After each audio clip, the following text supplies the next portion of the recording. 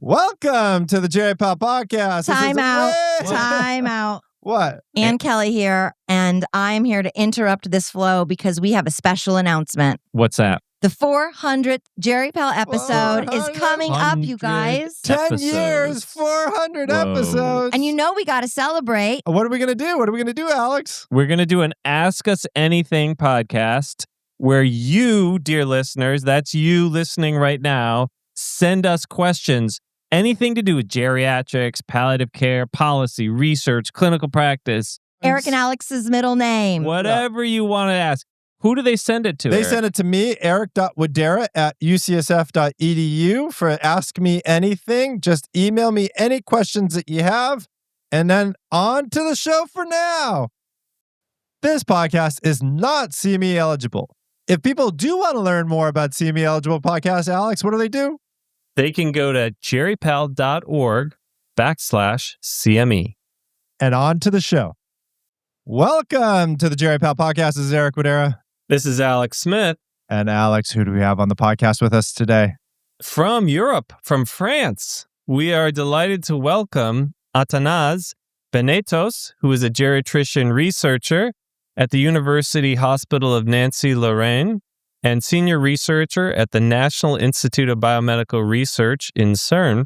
Welcome to the Jerry Pal Podcast, Athanase. Hello, I'm very pleased to be with you today. Great, and we're delighted to welcome back Mike Steinman, who's a geriatrician researcher at UCSF in the Division of Geriatrics and co-PI of the U.S. De-prescribing Research Network. Mike, welcome back to Jerry Pal. Always a pleasure. Thanks. So we're going to be talking about one of our favorite subjects here on Jerry Pal, deprescribing. This time, talking about deprescribing anti-hypertensives in older adults and nursing home patients. Really important study that came out this last year was a New England Journal study headed by Athanase on deprescribing anti-hypertensive in nursing home patients. We're going to be talking about that and so much more. But before we do, we always have a song request. Athanase, do you have a song request for Alex? Yes, I propose a song that I like very much, which is Hymne à l'amour. Why'd you pick this song? I think it's a very known song, actually, not only in France. And, I like this song. I like very much the singer, Edith Piaf, which was a great, great person, a great singer. And she wrote the lyrics. Yeah, the music is it's another lady. I don't remember her name now. Well, Alex likes this because he likes talking in a French accent. So we'll see how he does. Yeah, I don't understand a word of this, but I love singing in French, and I like trying to speak in French. So apologies to those of you who speak French. Here's a little bit.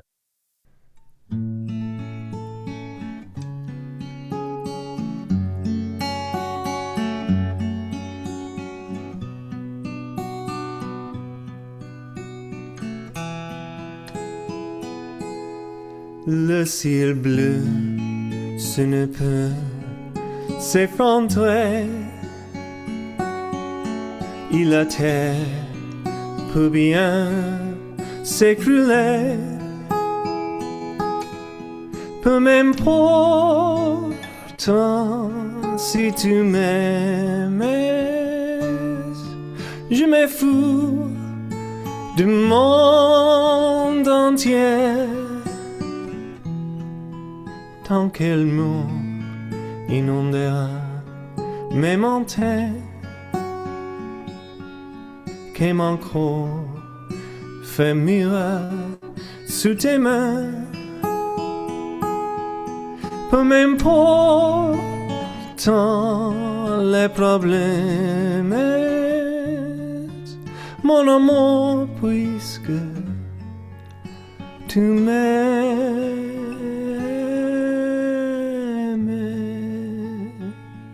Alex, it's like I'm sitting in a cafe in the Marais.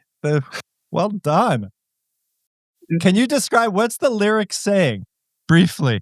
Well, the lyrics are very, very nice, actually. And they say globally that even if everything disappears, even everything is broken down, the worst things can happen.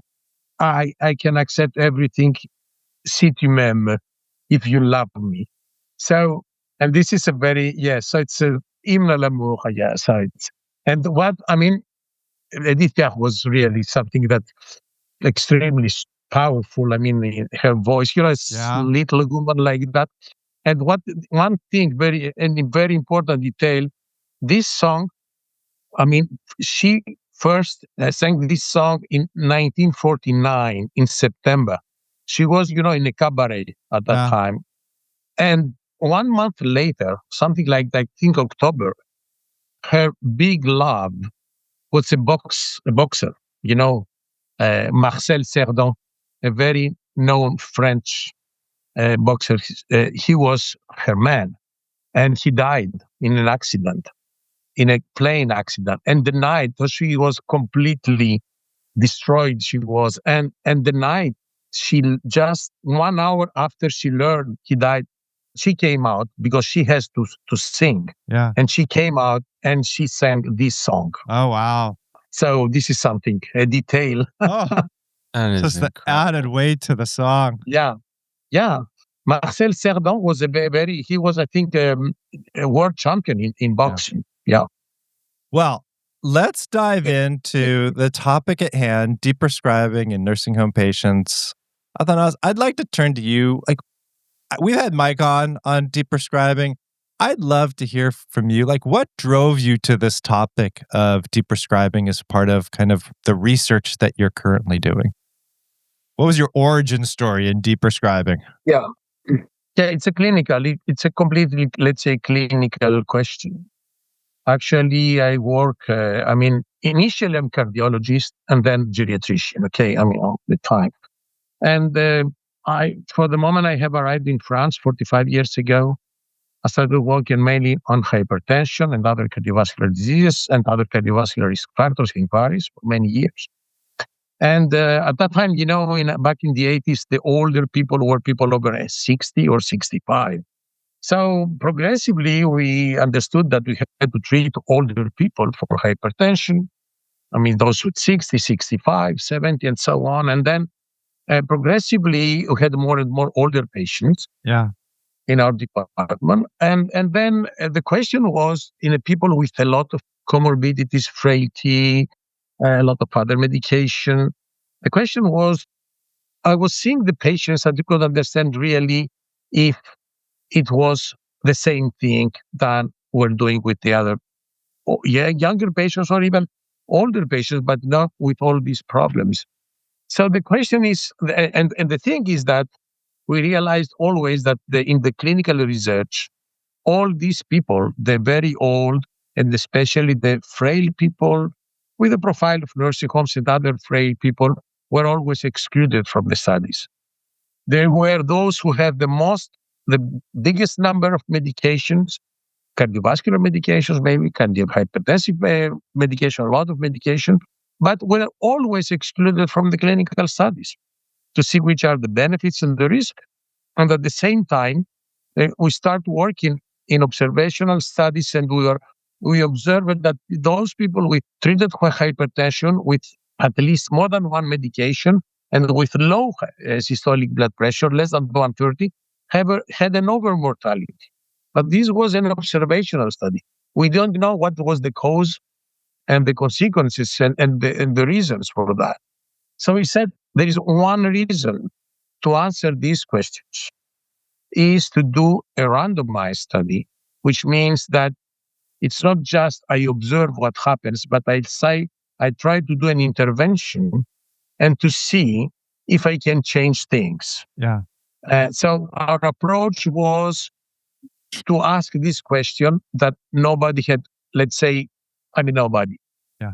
Nobody had tried to answer in a randomized long-term clinical trial, what happens in these patients if I decrease the antihypertensive treatment? Yeah. So this is the initial, and there is another point here, a more detail, let's say, but an important detail. That this kind of medication, which is cardiovascular medication, it's very difficult for a GP, for instance, to interrupt the medication, because we believe, and it's true very often it's true, that if you stop a medication, there will be a lot of problems. So, and in this case, instead of trying every time to understand the balance between the benefits and the risk of the treatment to make a decision, the decision is made only saying, okay, but if I stop a medication, there will be maybe problems. So if I stop it, if there is a problem, it's my error, physician. If I don't stop it and there is a problem, it's the disease or the medication. It's not. See, you see, it's not a criticism I make for the other physicians. I say it's natural in the thinking of a physician. And this is why we decided to do this interventional study. Yeah.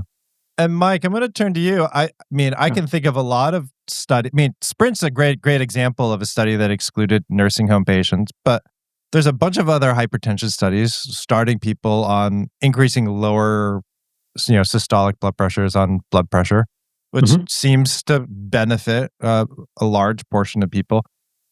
There's not a lot of deprescribing studies out there.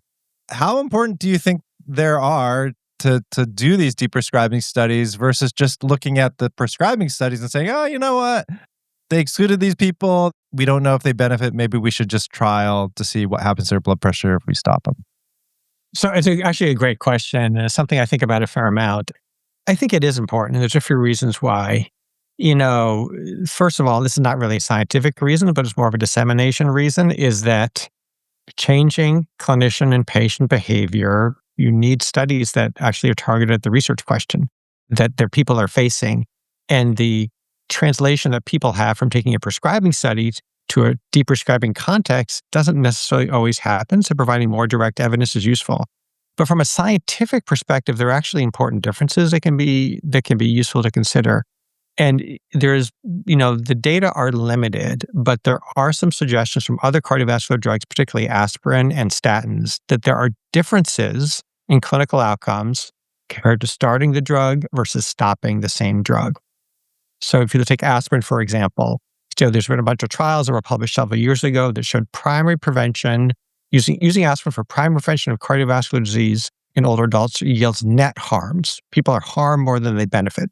So a lot of guidelines basically say, don't do that.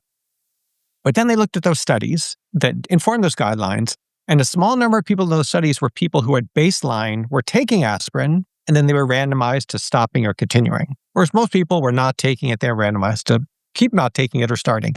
So they kind of did this really innovative thing where they looked at these people who were already taking it baseline and deprescribed it, and their outcomes were different than the people who weren't taking it and were started it.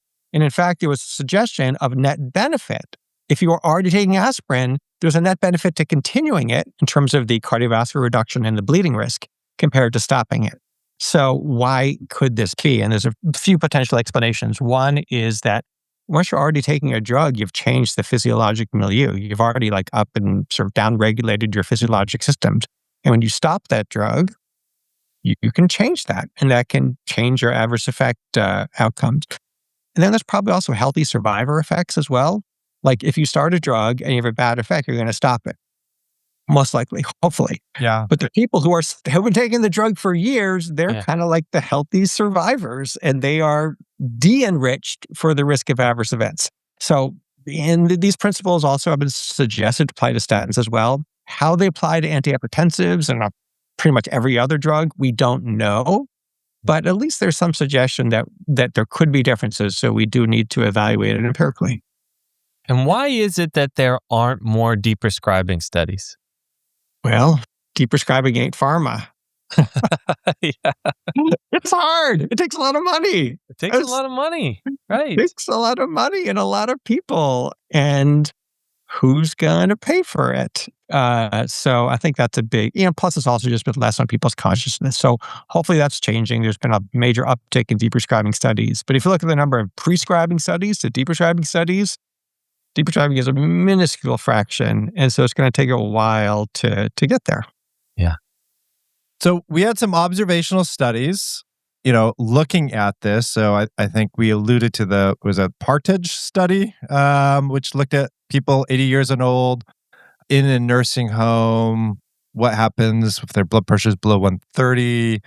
They were on at least one hypertensive medicine, and it looks like they actually did worse. And there's also, I think there's a thought that, and some studies showing that blood pressure actually decreases. Like if you look at decedents, those who've died, blood pressure actually decreases in the last decade before death in older adults.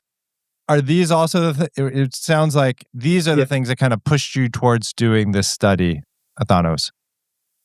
Yeah, you're right. This is what I was saying. I mean, when we observed this over mortality in the Partage study, we have, done about 10, 15 years ago, it's impossible to answer the question why these patients have an over mortality. Is it related to the fact that their blood pressure was very low with the medication, or these people had, let's say, other problems, and these problems needed more medications, and they have an over mortality, and the over mortality was not the consequence of the low blood pressure, but low blood pressure was the problem, the consequence of many problems. So this is difficult to answer these questions if you have only observational studies. And you decided to do a randomized control study in a nursing this home.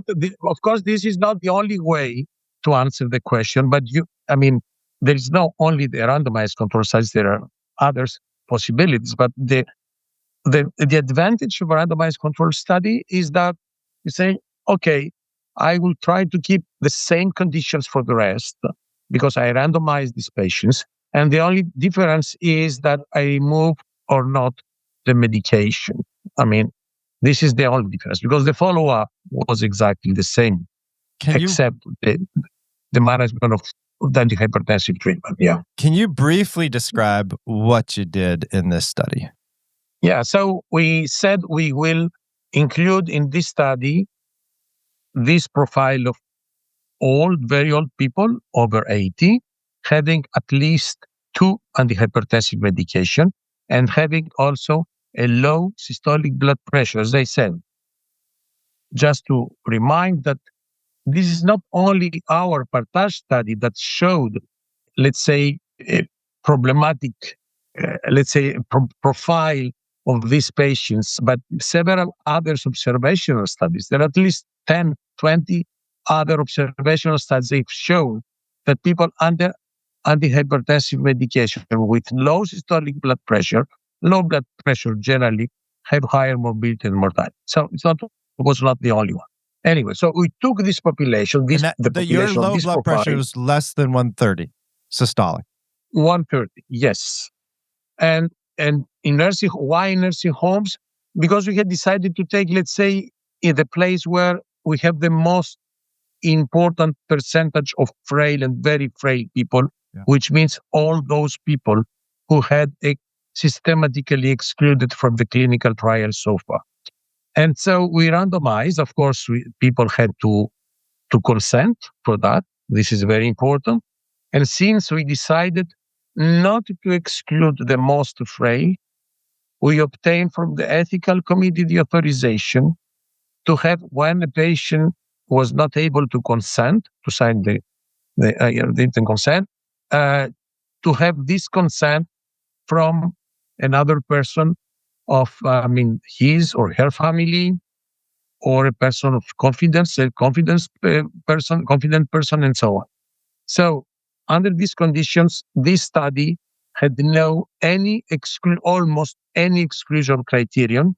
When I mean any exclusion criterion, means that the only exclusion criterion was if none of the antihypertensive drugs for a given patient, if none of these medications could be stopped due to compelling other indication, which means other concomitant diseases that for this patient needed absolutely to have this medication. For instance, a patient with a severe heart failure and who had problems of, let's say, salt retention and so on, and he had a diuretic for hypertension and for this other disease, we could not stop the diuretic in this patient. This is an example. So if none of the drugs this patient had could be stopped he was not or she was not excluded. Okay. And Otherwise, patients who had a life expectancy of 3 months or less, which I think is yes, important because our audience are people,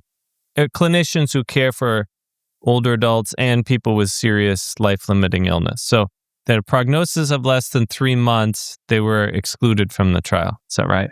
yes, but only that. I mean, because we said that. I mean, it is not for the patient doesn't have any interest to be included in such a study, but patients with severe, let's say, dementia, patients with other severe problems, since the objective was to see reducing the treatment, deprescribing was beneficial or had no harms, these patients were included. Yeah. And this was a very important point for us. So we included, and these patients were randomized, as I said. After that, the one group, the interventional group, we said the physicians, the GPs of these patients, that we are going to manage the antihypertensive drugs, as I said, without other compelling indication. And for the rest of the treatment, the GPs continue to do as usually. And in the control group, the physician could, continue to treat patients also for hypertension as usual.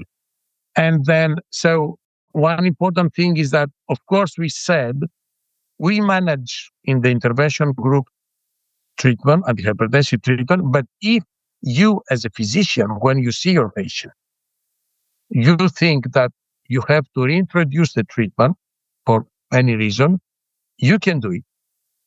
But you have to record that so you should have this information during the next visit. So let me ask you what you actually did for the deprescribing part, because it sounds like you had a general order of deprescribing that you kind of followed, which, you stopped the central antihypertensive drugs first, then the loop diuretics, which all makes sense, right? Like probably the least helpful from a blood pressure standpoint.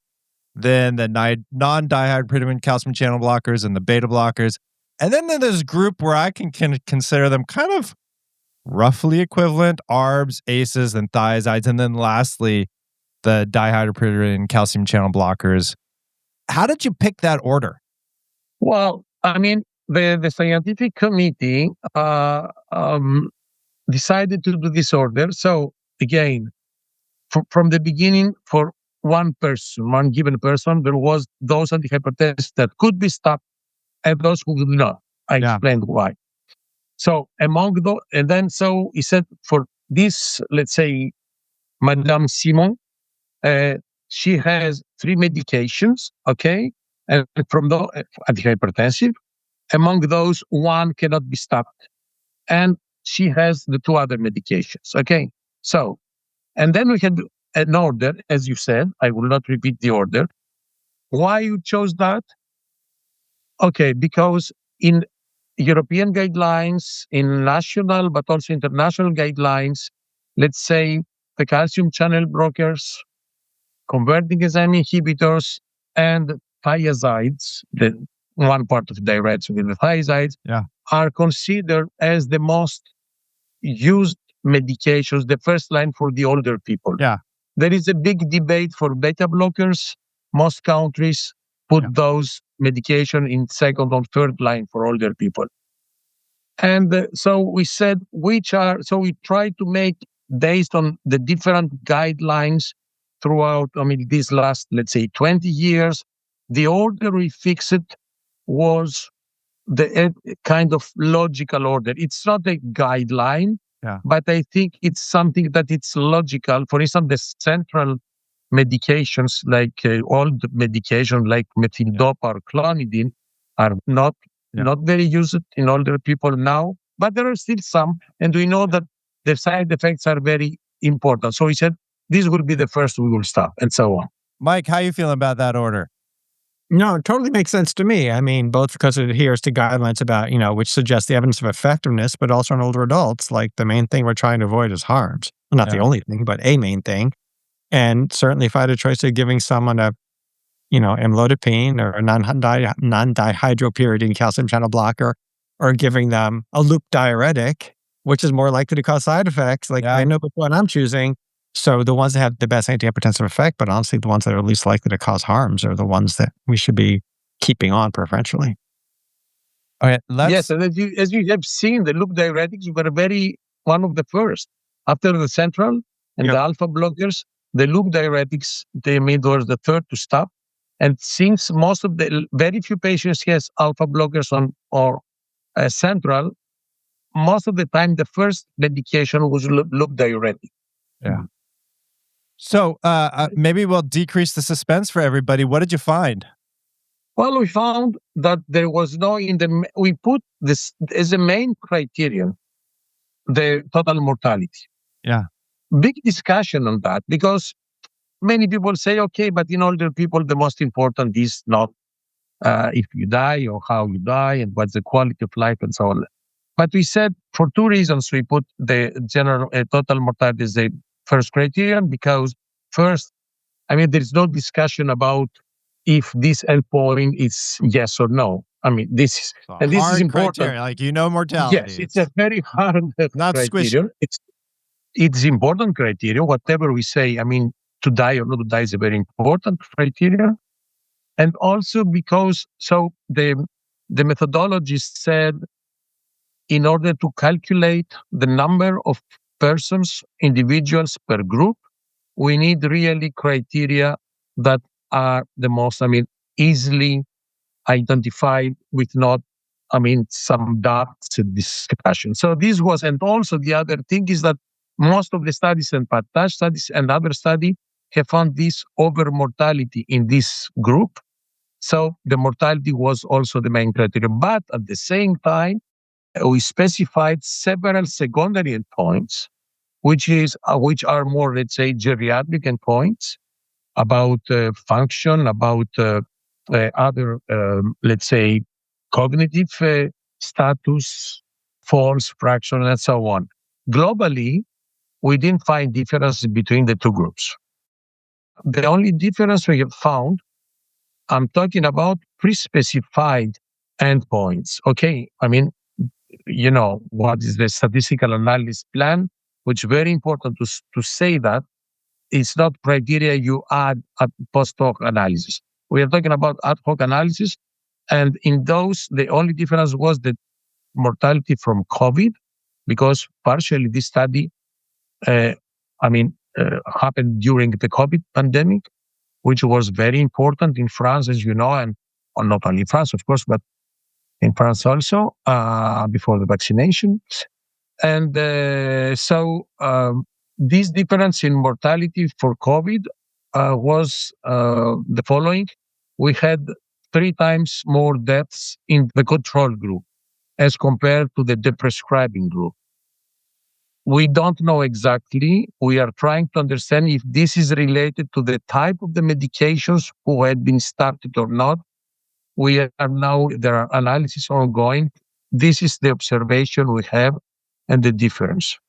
We didn't have any other difference. The two groups have the same, let's say, side effects, the same number of cardiovascular deaths or cardiovascular complications. So no difference. No difference. No difference amongst most of the things you measured. Mike, did this surprise you? No, it didn't. No. I was hoping it would be positive, but I wasn't surprised. And part of the reason is that old people have a lot of stuff going on typically. And it can be really hard to change these big picture outcomes. Like if we had a drug that I could prescribe tomorrow that decreased your overall risk of death by 25%, I mean, I'd have a nicer background right now. So, not that it's not nice already. It's nice. But thank you. But I think we in the deprescribing world, we sometimes kind of handicap ourselves because the outcomes we tend to look at are these things which are really hard to change in older adults, like mortality, hospitalization, quality of life. These are really important, but these are really hard to change from any intervention, pharmacologic, non-pharmacologic, whatever. And because we sort of are forced to look at these more global interventions, we come up with this. We have these studies which show we deprescribe, we don't affect the outcome, we consider it a negative study. But if you contrast that to prescribing studies, like I'll use the case of ezetimibe. This was like a multi-billion-dollar drug, or at least $1 billion of sales. How was it approved by the US FDA? Because it reduced the thickness of the intima of your carotid artery. This kind of very upstream clinical outcome. Everybody said, "Oh, that's a win. We think that's going to translate to better downstream outcomes. They can make billions off this drug." And in deprescribing, we say, okay, our threshold is we have to prove, it makes you die less often. I mean, and it's I kind push of you on that, Mike, because I was in agreement until I saw Sprint. That was like a 30% reduction in mortality in older adults. Yeah, not nursing home patients, but that's something not to sneeze it at. No, it isn't. Sometimes we have these major successes, but, a lot of times we don't. And it doesn't mean that deprescribing isn't valuable. I think we'll probably be talking about non-inferiority. I mean, the fact is, we can get these people on fewer meds and they have the same outcomes. Yeah. So they're exposed to a fewer risk of adverse effects, less costs, less medication burden, less opportunity for drug-drug side effects, and you get the exact same outcomes. So, that's a win, even if people didn't happen to die a lot less often after deprescribing. Is that something we can say in the study? That they're equivalent?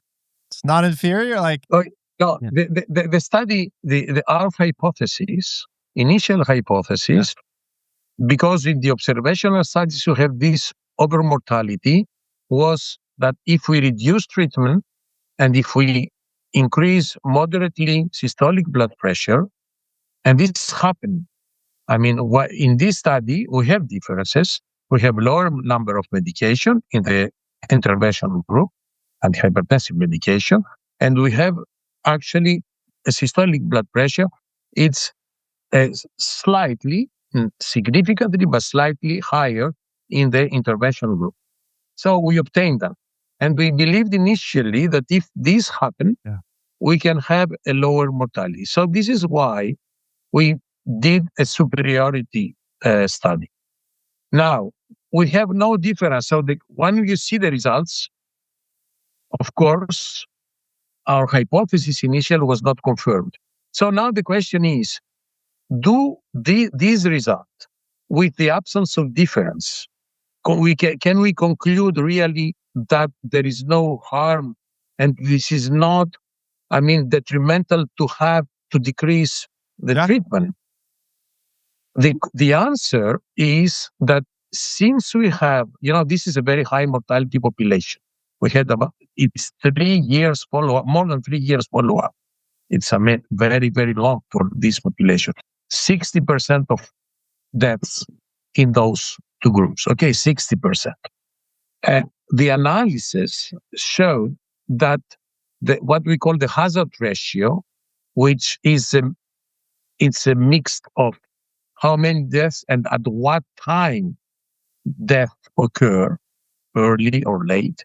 So the hazard ratio is 1.02, which means 2% difference, let's say. Okay, 2%. And with narrow, they say, without entering the, let's say, methodological and mathematical details, but the very narrow 95% confidence limit of confidence. And all the methodologists and the New England methodologists as well, and our methodologists said, since we have this small, let's say, very small difference and very low error, let's say, limits, we can conclude that clinically there is no clinical difference in terms of the mortality between the two groups. Mm-hmm. And this, the most strict journal, which is New England on that, accepted that. Okay. So what that means, that the result is that I can have the same result in what we measured, except the COVID, as I said, which is beneficial more for the prescribing, but let's forget that for the moment. I can have the same result with less medication. Two strategies. Which is the strategy I choose when I am in front of this situation? Do I have to choose the strategy with more medication, which is not only more expenses for health, but it's anyway more, you said, drug burden, which is more possible risk, because we know that globally, these patients, the most frail patients, have more, much higher side effects due to medication. And I can tell you the other result that was a trend, but in my opinion, it's a very important result. And this again was pre-specified. We have decided from the beginning, and it was in a statistical analysis plan, to make the analysis of the benefits of each strategy according to the level of frailty. As I said, globally, this is a very frail population, but in this population, there was 10% of people that were fit, according to the most usual and used scale, which is the clinical frailty scale. Okay, there were 10% of the population that were robust, fit. There were about 20%, let's say, about vulnerable or mild frailty, about 25% people with moderate frailty, and about 40% of severe frailty. And so it is in the paper. We have a clear trend, which is not significantly depicts at the level of 00A, which means a little bit higher than the significance level, but we have a clear progressive, let's say, trend, very progressive from one group to the other. The most fit patients get more benefits in terms of mortality if you don't stop the 10%, if you don't stop the treatment. And progressively, you go from one to the first, the most fit, to the most frail. You have the opposite. In the most frail patients, we have non-significant but very nice trend for having more benefits in mortality in those who deprescribe the treatment. And this, the 008, it's not because New England, they don't put any P after the main, but the trend you can see in the figures, it's very clear. So what does it mean? Mean that what was our initial hypothesis, even if maybe the level of frailty is a little bit more severe to say that, which means that the thing is not age by itself, if I deprescribe or not. Is the level of functionality, frailty, and vulnerability to the problems, the medication related problems. Mm-hmm. And this, again, I repeat, it was not significant, but the trend is clear, is confirmed. Okay, I'm gonna ask Mike, what was your? Do you agree with all of that, Mike? When you're looking at these outcomes, 100%, and that was actually one of the key sort of take homes that I had from the studies, that the overall result was negative, but there's, it didn't reach the level of statistical significance, but there sure looked like there was a differential effect depending on how frail you are. And this makes the results more consistent with the SPRINT study that you mentioned earlier, because the fitter people it wasn't statistically significant, but they were trending towards benefiting from having their blood pressure lower. And the frailer people were tending to benefit from having their blood pressure meds stopped. Now, SPRINT did sub-analysis where they also looked at frailty, but the distribution of frailty in SPRINT, I would anticipate, would be very different than the distribution of frailty here. Like what they called frail in SPRINT was probably closer to mildly frail in this study. Yeah. So it's an apples to apples comparison. Would you say this is a negative study, Mike, but a positive deprescribing study? Because you can get to take less medications and get the same results or better depending on your frailty study. Frailty status. Frailty status. I would almost hesitate to use the words like positive or negative here, because like negative kind of implies that it failed. And there's nothing here that failed. This provided us really useful information. And the first is that globally for everyone, keep the meds if people want, stop the meds if that seems like it's consistent with the patient's values and goals and other stuff, and you'll probably end up on a population average roughly in the same place. So that's good to know. But then also this frailty thing, so would I manage my patients differently based on their level of frailty? Probably, yeah. I mean, it's not definitive data, But show me better data that is available. There isn't any out there. And combined with all the other stuff that we do know and just general common sense, it does make sense that, thinking that people who are frail are more likely to not tolerate having their blood pressures too low or being on polypharmacy. So all this kind of adds up to add to my pre-study hypothesis that maybe letting people with frailty, helping to reduce some of their med burden and allowing the blood pressure to ride a little higher, probably benefits them. And if someone is more robust, I've also been convinced by Sprint that it probably makes sense to try to get their blood pressure down. It does seem to help. So I think those are my kind of key clinical takeaways. Nothing is certain. There's not like p-value is less than 0.0001 here. And the effect sizes aren't huge, but in the absence of better evidence, and we ain't going to get better evidence for a very long time, this, to me, I think, provides important insights to help drive our clinical care. Athanase, I'm going to ask you. If I can add something, sorry.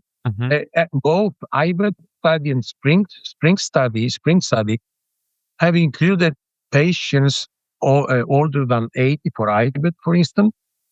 But they were all, and if you see the exclusion criteria, it's no any problem of dementia, no any problem of autonomy, no heart failure needing diuretics, converting enzyme inhibitors, or ARBs, and orthostatic hypotension. And the final was you have to not to include the patients that you estimate over 80, that you estimate that they will have a major medical problem during the 5 years follow-up period.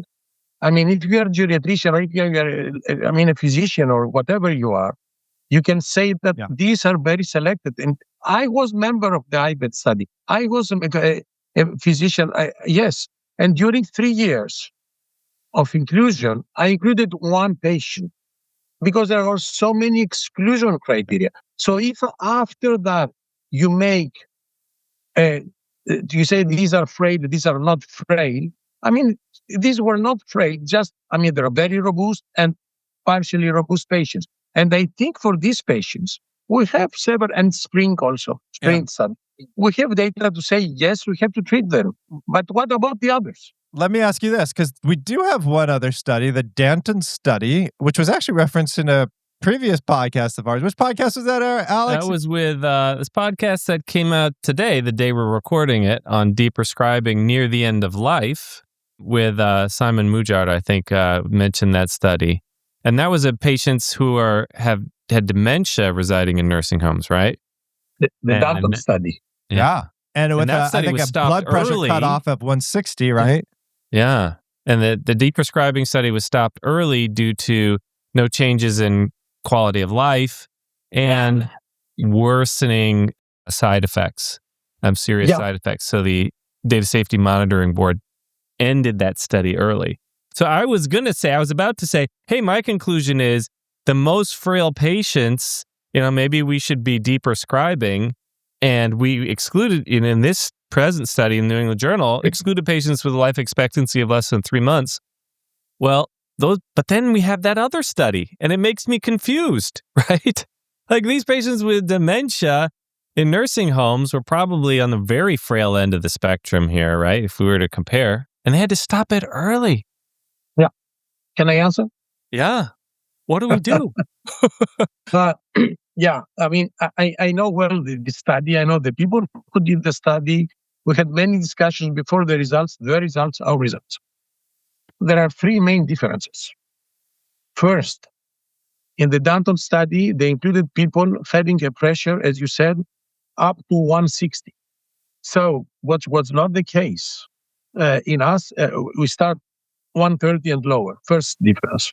Second difference, if you see the protocol, they stop all treatments in 6 weeks.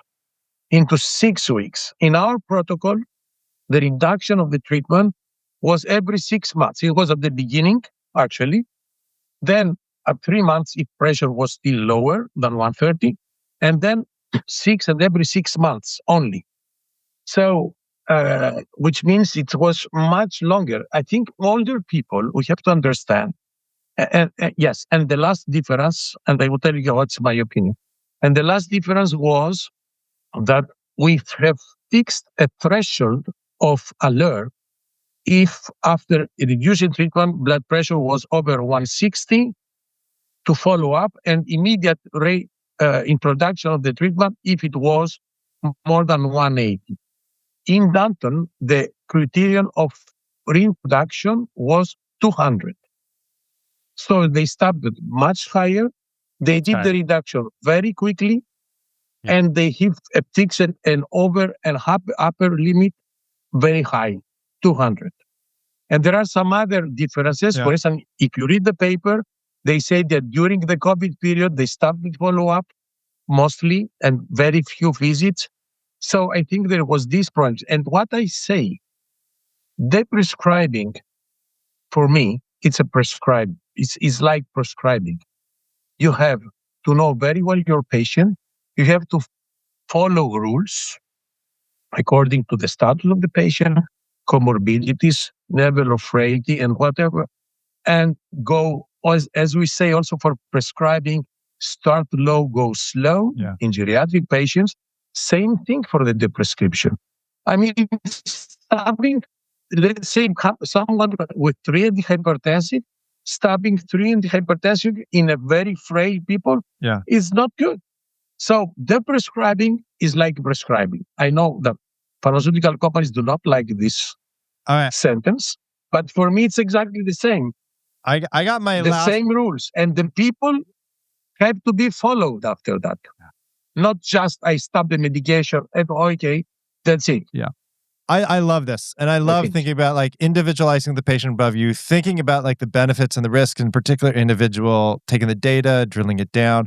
I wonder if we can drill it down to our audience when we think about the benefits of continuing hypertension treatment in nursing home patients. Like, which patients are most likely to see that benefit of continuing treatments versus which patient populations in nursing homes are most likely to see the benefit of tapering it off, or at least not the harms, which is a benefit if you're just taking less medicines. Mike, how do you think about that? Do you have a sense of looking at all these studies?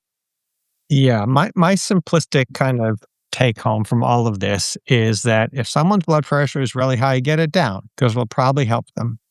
And what's really high, hard to know exactly, but 150, 160, yeah, I would certainly treat that. If someone is taking antihypertensives and their blood pressure is now 120 or 110 and they don't have a reason to be on this antihypertensive, they don't have AFib or heart failure or something else as a reason, would I lighten up on the blood pressure load? It would depend on the patient. If they were frail, I would very strongly consider it. If they were not frail, then I would think it would be more of a shared decision-making conversation as to what are the potential actual and potential adverse effects from those drugs, as well as what their experiences with the medications and medication burden. Athanase, would you agree with that, or would you have stipulations? I fully agree, and I repeat, the most important thing is to respect rules. But we showed for the first time in retreat frail that this is possible, even in patients who were at very high cardiovascular risk and very frail. If you follow the rules, which are just clinical rules we respect for any prescription, de-prescribing antihypertensive medication is possible and may be beneficial for the patients. I love that. I think that's a great transition to Alex playing a little bit more of Edith Piaf. Zut alors! I just had to say something in French. Here's a little bit. Tant que le mot inondera mes montagnes, que mon corps fermera sous tes mains, peu m'importe les problèmes, mon amour, puisque tu m'aimes.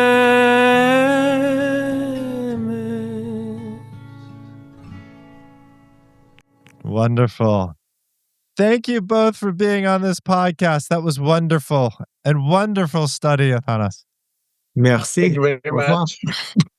And thank you to all of our listeners for your continued support. We'd also like to do a special shout out to all of those supporters who've donated more than $250, including Brian Castle, Victoria Brand, Susan and John McFadden, Christopher Heck, Emis Samoji, Matt Schuster, Carrie Hagan, Lloyd Woolstat, Kari Levy, Marnie Fetzer, Ron Sabar, Stephanie Gabatuller, Patrick Lally, Richard Lewis, Margaret Young, Cindy Harris in honor of Emily Guillot, April Sear, Anna Naik, Xinyi Wang, Sudha Chandrasekhar, Michael Reisner, Asher Edwards, Susan Nelson, Rebecca Goldstein, Rochelle Bernacki, Carol Dietrich, Mark Andrews Wren, Elizabeth Cobbs, Amy Rack, Meg Walhagen, Xinyi Wang, Sharon Bragman, James Tulsky and Yana Scharf, Kelly Strait, Michael Bordowski, Jessica McFarlane, Gretchen Schwarzy and Joshua Mesrich, Rob Razak, Diane Meyer and Sean Morrison, Elizabeth Chung, John A. Hartford Foundation, and Harry Hahn. Thank you very much for your continued support over the last year. Your support keeps these lights on.